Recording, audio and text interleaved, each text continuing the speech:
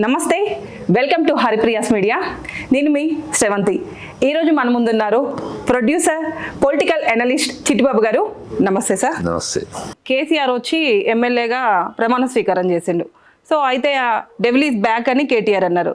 ఇప్పుడు తుంటిగాయం పూర్తిగా తగ్గి డెవిల్ బ్యాక్ వచ్చినట్లేనా అంటున్నారు. 17కి 17 స్థానాలు మావే అని.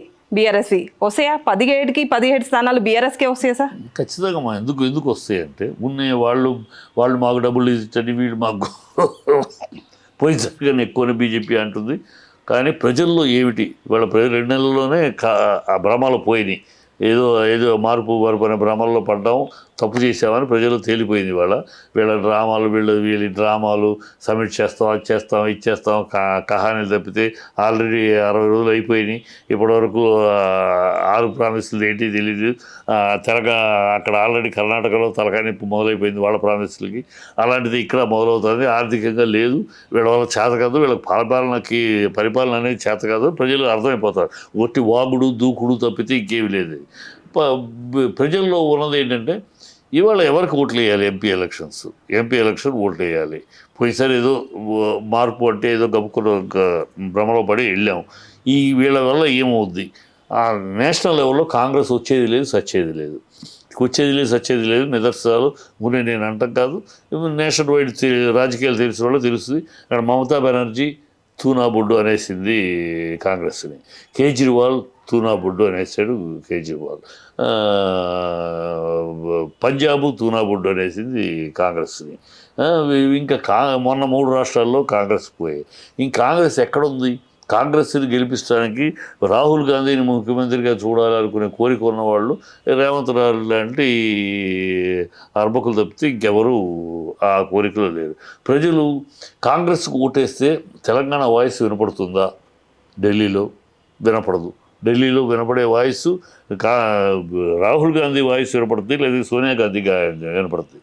ఎందుకంటే దానికి సాక్ష్యాధారాలు వీళ్ళు క్యాబినెట్ యొక్క శాఖలు నిర్ణయించడానికి కూడా ఆ లిస్టు ఢిల్లీకి వెళ్ళాలి. ఎమ్మెల్సీకి పేర్లు డిసైడ్ చేయడానికి కూడా ఢిల్లీ వెళ్ళాలి. ప్రతిదానికి ఢిల్లీ పంపించి ఢిల్లీ అదుపాజ్యంలో నడిచే ప్రభుత్వంగా ఆల్రెడీ వీళ్ళు చూపించుకుంటున్నారు. రాహుల్ గాంధీకి చెప్పాలా, ఇందిరాగాంధీ చెప్పాలా, సోనియా గాంధీ చెప్పాలి. కనుక కాంగ్రెస్కు ఓటేస్తే మునిగిపోయే పడవని పట్టుకుని నడిచినట్టు. ప్లస్ అసలు తెలంగాణ గళం వినపడదు. అక్కడ వినపడేది సోనియా గళము, రాహుల్ గళం వినపడుతుంది, తెలంగాణ వాయిస్ వినపడదు.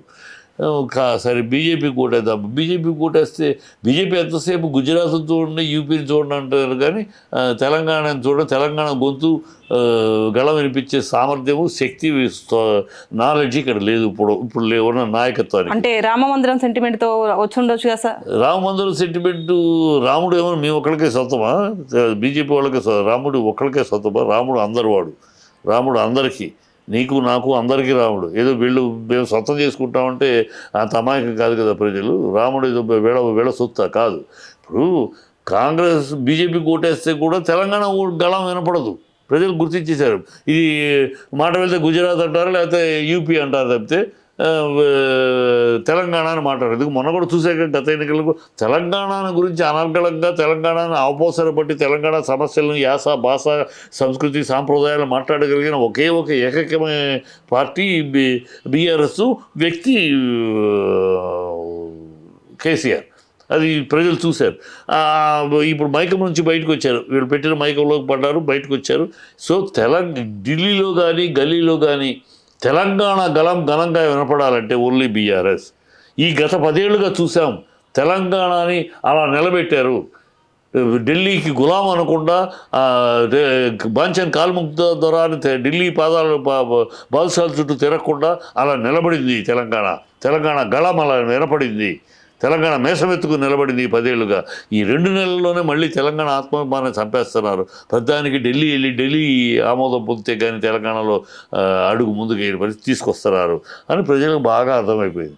సో ఖచ్చితంగా తెలంగాణ గళాన్ని వినిపించగలిగే, తెలంగాణ కోసం పుట్టి, తెలంగాణ కోసం త్యాగాలు చేసి, తెలంగాణ కోసం పోరాడి తెలంగాణ ధ్యాస శ్వాసగా కదులుతున్న బీఆర్ఎస్ని పట్టం కట్టాలని ప్రజలు సంపూర్ణ నిర్ణయంతో ఉన్నారు.